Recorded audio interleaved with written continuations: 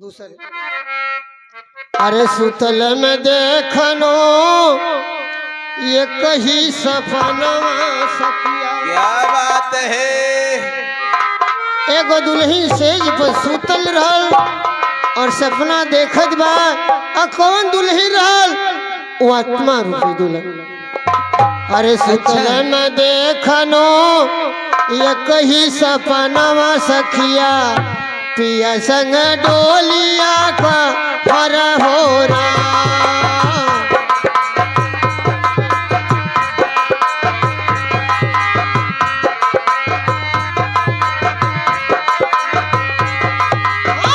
पिया संग डोलिया का हर हो रहा, पिया संग डोलिया का हर हो रहा। सुतल में देखनो ये कही सपनवा सखिया, पिया संग डोलिया का हर हो रहा। अरे सुतल में देखल सखिया ये कहे सपनवा।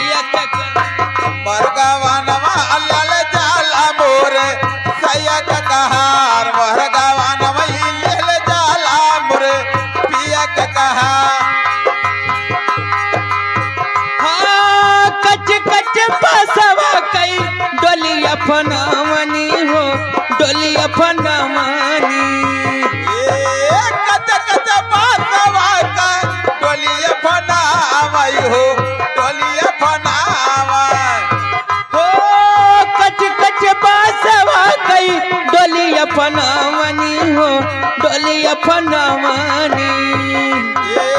कच कच बासवा कई डोलिया फनामई हो डोलिया फनामई। हाँ ऊपर से डाली दिला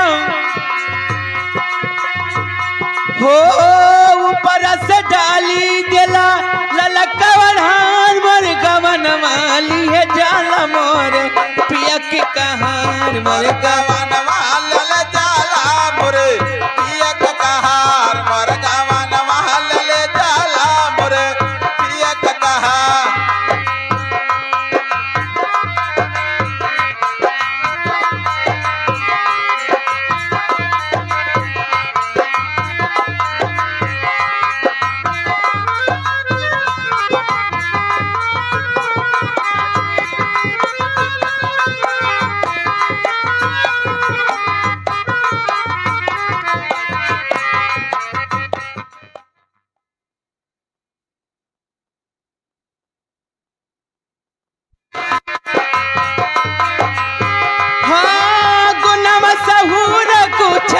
सिखाऊ न पावनी हो सिखाऊ न पावनी, गुनव सहूर को जय सिखाऊ न पावली हो सिखाऊ न पावले हो गुनव सहूर को जय सिखाऊ न पावनी हो सिखाऊ न पावनी।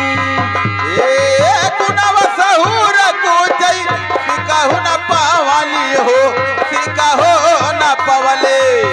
हाँ चारी कहार मिली दिह पहुँचाए मोर गवनमा लिह जाला मोर पियवई के कहार जाला मोर पिया का कहार मोर गवनवा ले जाला मोर सैया का कहार हे पिया के कहार